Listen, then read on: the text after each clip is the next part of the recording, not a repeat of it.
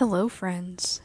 Today we'll be doing a reading from The History of Venezuela by H. Michael Traver and Julia C. Frederick, and we'll be reading the small part called Colonial Society.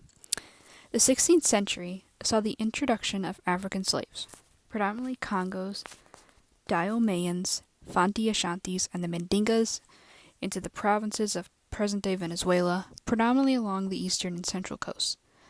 The majority of the slave workforce was used on plantations for crop cultivation and processing, further fueling economic prosperity.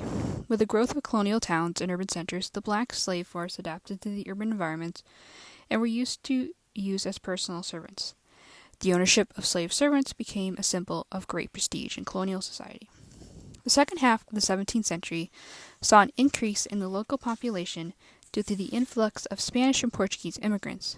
The resulting demographic transformation that meant from the initial 5 predominant urban areas in the 16th century, the Venezuelan provinces had now grown to include 17 towns, each with a population of more than 800 inhabitants. The intermarriage of whites and Indians further fueled the population growth. Racial mixing initially occurred between white men and Indian women, creating the prototype mixed race or mestizo ethnic group.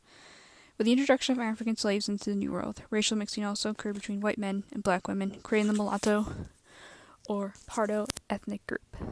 Between Indian and men and black women, creating the Zambo or Sambo ethnic group.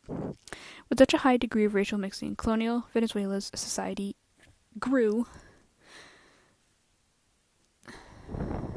and growth was very also static, in the sense it was only allowed a limited degree of social mobility and not without resistance. This created an antagonistic social environment due to constant struggle of the inferior classes in attaining social acceptance and equality with the white criollos who resisted any change to their superior status quo. In the 18th century, the majority of the population of Venezuelan provinces belonged to the Pardo ethnic group. Pardos controlled the majority of commercial interests, creative activities, and manufacturing. Thus, to the degree they were allowed to acquire certain economic mobility that would allow them to improve their standard of living, also due to their sheer numbers, the Pardos began to demand social equality with the white criollos.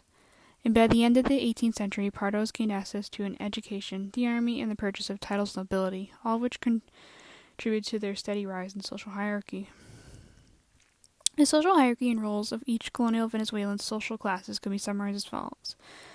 Peninsulares, or whites born in the Iberian Peninsula, constituted a very small elite. Were they the only ones allowed to exercise high administrative and celestial posts? They were the most educated and cultured segment of colonial society. Criollos, or Iberian whites, born in the New World, were predominantly landowners and constituted the most powerful economic group in colonial society.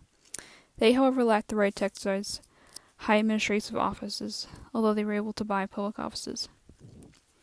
They were the first largest group to have access to education, to a military career, to join religious orders, and to purchase nobility titles. During the height of the cacao trade, after the mid-17th century, criollos made up a powerful cacao aristocracy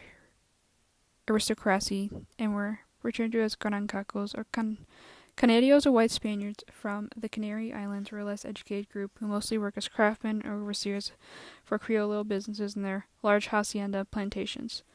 Pardos constituted the largest ethnic group in colonial society. Despite their limited access to education, they controlled the majority of the commercial, agricultural, manufacturing industries.